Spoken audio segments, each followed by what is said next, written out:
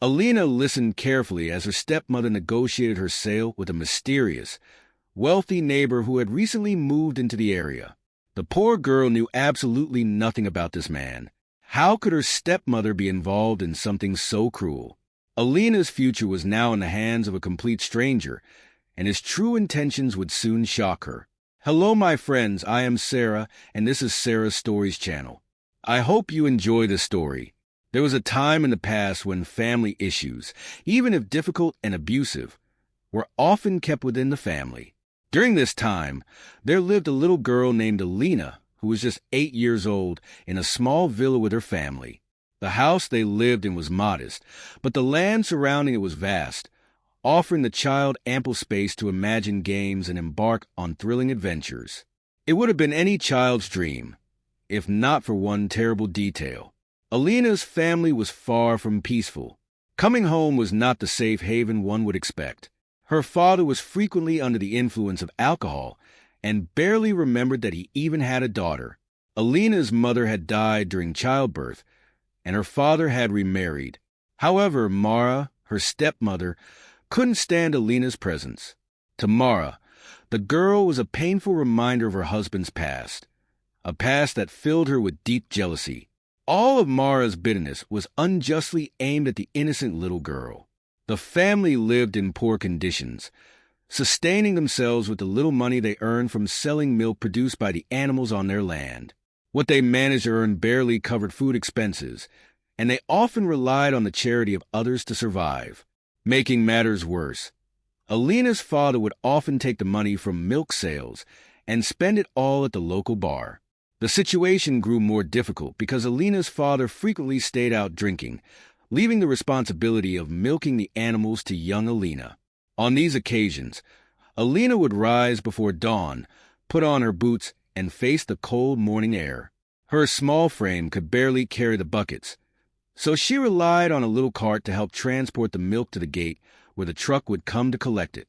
Even before the sun rose, Alina had milked the animals, fed them, cleaned their area, and let them out to graze. After completing all her chores, she would gulp down a glass of milk and prepare for school.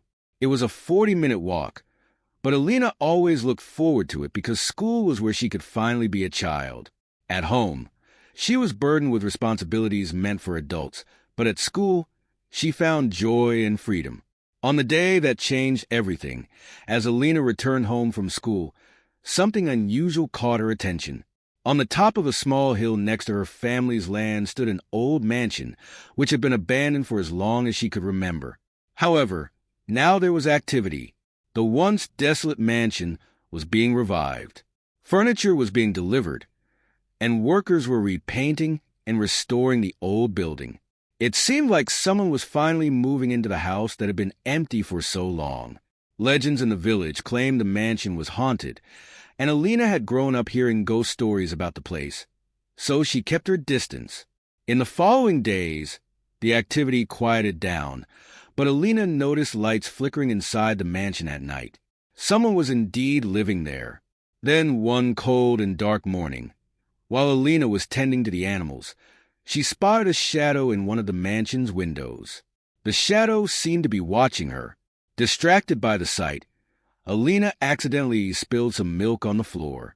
Mara, her stepmother, who had unexpectedly woken up early that day, saw the spilled milk and scolded Alina harshly. "What are you doing, you useless girl? That milk is our only sustenance," she snapped. "You won't have a glass of milk today because you wasted it on the floor." The morning glass of milk was the only food Alina had before school, and now she had to face the day on an empty stomach. But Mara wasn't finished with her.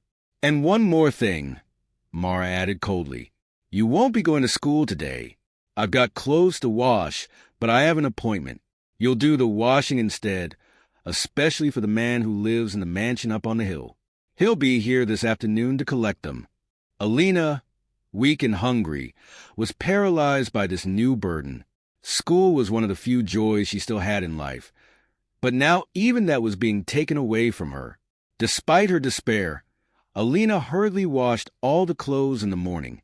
There were sheets, towels, and dresses. As she worked, She began to piece together clues. There wasn't just a man in the mansion.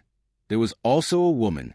She had washed women's clothing before, hanging the clothes on the line to dry. Alina's small hands were red and sore from all the work. But despite the hardships, she completed her tasks with determination. I've been busy in the past few days, so the girl had to do some chores. After all, she only costs me money every now and then. It's good for her to do something. Lena argued indifferently. Something? I see her every day in the early morning, taking care of the animals and doing all the tasks that should be yours and your husband's, and you say something like that. The man replied, revealing his indignation with Paulina's situation. You seem very interested in defending that useless brat, Lena said with a tone of disdain.